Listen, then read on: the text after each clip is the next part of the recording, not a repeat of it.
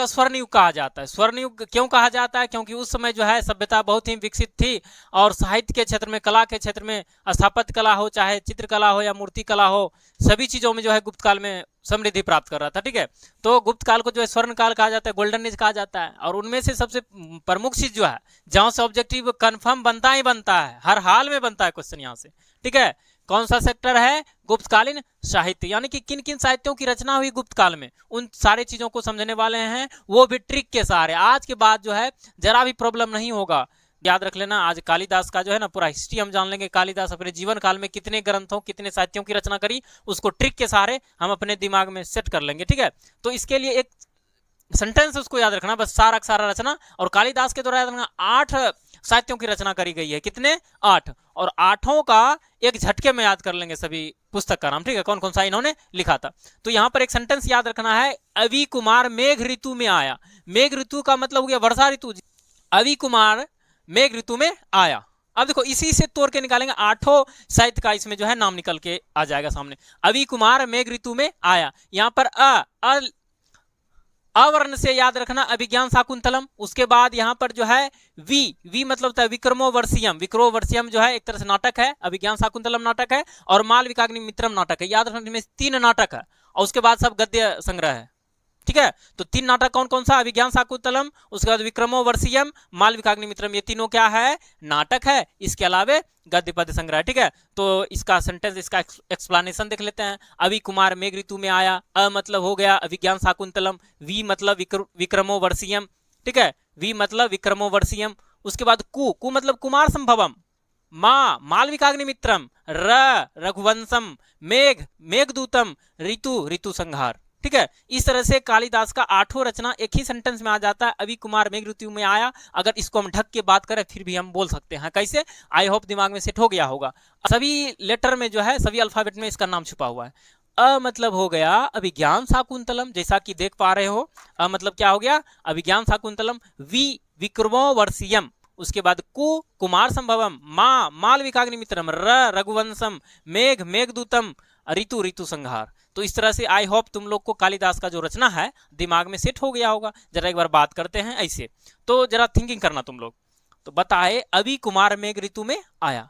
अ अभिज्ञान Shakuntalam, we विक्रमोवर्षियम, Kumar संभवम, मालविकाग्नि मित्रम, रघुवंशम, मेघदूतम, उसके बाद ऋतु संहार। आई होप क्लियर हो गया होगा। ठीक है, तो ये तुम्हारा कालिदास की रचना है। कितनी रचना है? 8। अब इसके अलावे और सारा बहुत सारा जो है साहित्यों की रचना हुई गुप्त काल में, उनको जरा ध्यान से समझते हैं। तो कौन कौन सा पहले लिखे हम? राइटर, उसके बाद बुक का नाम लिखा गया। तो याद रखना, कोई सा भी एग्जाम हो, बुक से रिलेटेड क्वेश्चन बनता ही बनता है।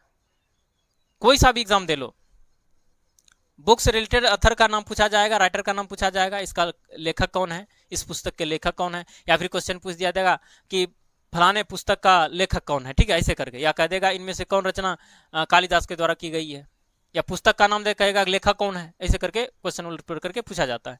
तो यहाँ पर लिखा गया दूसरा राइटर जो हमारा है, पहला राइटर तुम कालिदास को समझ गए। विशाख दत्त जो दूसरा राइटर है, विशाख दत्त के द्वारा 2 पुस्तक लिखा गया। कौन कौन सा?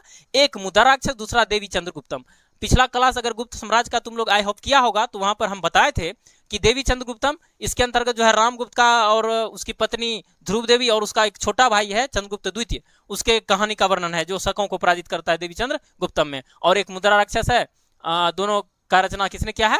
विशाख दत्त के द्वारा। उसके बाद याद रख लो अच्छे से, विशाख दत्त के द्वारा मुद्रा राक्षस और देवी चंद्रगुप्तम।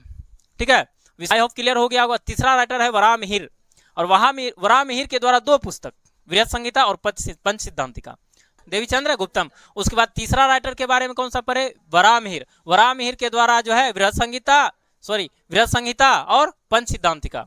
बृहद संहिता और पंच सिद्धांतिका किसके द्वारा? वराहमिहिर के द्वारा। अब हमारा चौथा राइटर आर्यभट्ट। आर्यभट्ट को कौन नहीं जानता है? सब कोई जानता है। आर्यभट्ट जो है इतना खगोल शास्त्र, इतना बड़ा गणितज्ञ, इतना बड़ा खगोल शास्त्री हुआ, इसके बारे में सभी लोग जानता है। ठीक है, त्रिकोणमिति, ज्यामिति, क्षेत्रमिति का जनक कहा जाता है। दशमलव प्रणाली का खोजकर्ता, विकासकर्ता कहा जाता है। शून्य का खोज भी इन्होंने किया, और इन्होंने ही बताया कि पृथ्वी गोल है और ये अपने अक्षों पर घूर्णन करती है। ठीक है, तो आर्यभट्ट के बारे में इतना तो पहले से पता है। तो आर्यभट्ट के द्वारा 2 पुस्तक लिखे गए।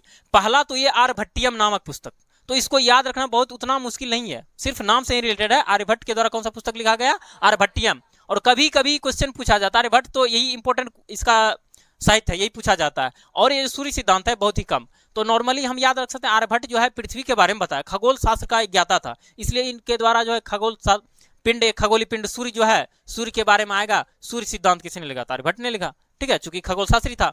और आर्यभट्ट का जो दो रचना अच्छे से समझ में आ गया। पहला आर्यभट्टियम, जो बचपन से पता, आर्यभट्टियम का रचना किसने किया है? आर्यभट्ट ने। और दूसरा सूर्य सिद्धांत, कौन सा सिद्धांत? सूर्य सिद्धांत, आर्यभट्ट का।